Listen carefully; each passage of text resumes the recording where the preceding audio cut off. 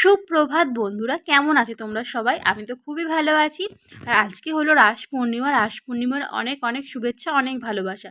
কার কার বাড়িতে পূর্ণিমা হয়, মানে কে কে পূর্ণিমা করো আর কি। আর কার কার বাড়িতে রাস পূর্ণিমা উপলক্ষে পুজো হলো অবশ্যই জানিও। সকালবেলা আজকে খেয়েছিলাম কুমড়ো আলুর তরকারি দিয়ে হচ্ছে লুচি। আর আজকে না সারাদিন রান্নার অতটা চাপ নেই, তাই আজকে একটা এক্সট্রা কাজ করতে বসেছি।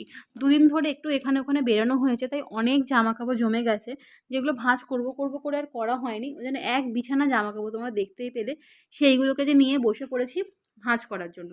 আর আজকে যেহেতু পূর্ণিমাটা আগের দিনই পড়েছে, আগের দিন একটা নেমন্তন্ন বাড়ি ছিল, সেখানে গিয়েছিলাম, সেই ভিডিওটাও ছেড়েছি। তোমরা কে কে ভিডিওটা দেখেছো সেটা অবশ্যই জানিও। আর আজকে সারাদিনই পূর্ণিমা রয়েছে। আর আমাদের বাড়িতে মা পূর্ণিমাটা একাই করে। আর মা যেহেতু ভাত খায় না, মানে প্রত্যেক পূর্ণিমার সময়তেই আমরা আর ভাত বসাই না। দুপুরবেলাটা ডালিয়া খেয়ে নিই, আর সকালের দিকটা আর রাত্রের দিকটা লুচি পরোটা রুটি এরকম যাই হোক হয়। তো ভাত আর বসাতে লাগে না। আর জামা কাপড়গুলো না গোছাবো গোছাবো করে গোছানোই হচ্ছিল না। আমার না ধরো মনে হলো আজকের এই কাজটা করবো না, ভালো লাগছে না, করলাম না। কিন্তু যখন করবো একসঙ্গে সেটা 2 ঘন্টা সময় লাগলেও একেবারে করে নিই। আর দেখো বকবক করতে করতে আমার প্রায় গোছানো কমপ্লিট হয়ে গেছে। আর দুপুরবেলা ঘুমানোর পর না ঘুম থেকে উঠতে একটু সন্ধ্যা সন্ধ্যা হয়ে গেছিলো। ঘুম থেকে ওঠার পর আমার একটা শীত শীত করছিল, তো ফুল হাতাই নাইটিটা পরলাম। পরার পর এত প্রচণ্ড গরম হচ্ছে কি বলবো। আর যেহেতু পূর্ণিমা, চাঁদটা দেখো আমার ঘরের ব্যালকনি থেকে কি দুর্দান্ত লাগছিল। তারপর সন্ধ্যা হয়ে গেছে, সন্ধ্যা টন্ধ্যা দিয়ে পাখিটাকেও খেতে দিয়ে দিলাম। ওকে এই সময়টা একটু মুড়ি ঝুড়ি ভাজা দিয়ে মেখে দিলে ওর খুব ভালো লাগে খেতে। তো ওকে মুড়ি টুড়ি দিয়ে চলে এসেছি এখন আটা মাখতে। ভেবেছিলাম আজকে রাত্রিবেলা পরোটা বা লুচি যাই হোক করবো। এবার সকালের দিকে যেহেতু তেলের জিনিস খাওয়া হয়েছে, ওই জন্য ভাবলাম রুটিই করি। মাকে চাটুতে রুটিটা শিখে দিলে মা খেতে পারবে। মানে চোঙা পোড়াটা খায় না আজকের দিনে। তো তোমরা তো অবশ্যই জানবে এই জিনিসটা।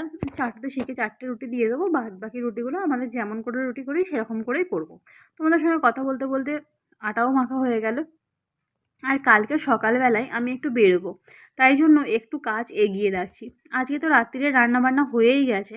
ফুলকপি আলুর তরকারিটা করে রেখেছিলাম বেলাতে, তার সঙ্গে বেগুনও ভেজে নিয়েছি একটু। আর কালকে একটুখানি সকালে বেরোনোর আছে, এবার আমার আসতে হয়তো দেরি হয়ে যাবে, সেই কারণে একটু রান্নার কাজটা এগিয়ে রেখে যাচ্ছি। যদি মা রান্না করে মায়েরও অসুবিধা হবে না, বা আমি যদি এসে রান্না করি তাহলে আমিও কিছুটা জোগাড় করে রেখে গেলে আমার সুবিধা হবে।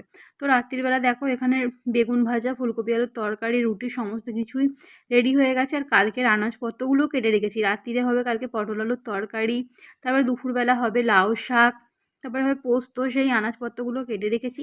একটু পাঁপড়ও ভেজে রেখেছি, চাটনিটাও করে রেখেছি, যাতে কালকে সকালবেলা আমাকে না করতে হয়। আর এখানে মুগ ডাল আর বিউলির ডালও সেদ্ধ করে নিয়েছি। তো ভিডিওটা কেমন লাগলো জানিও, ভালো লাগলে অবশ্যই একটা কমেন্ট করো।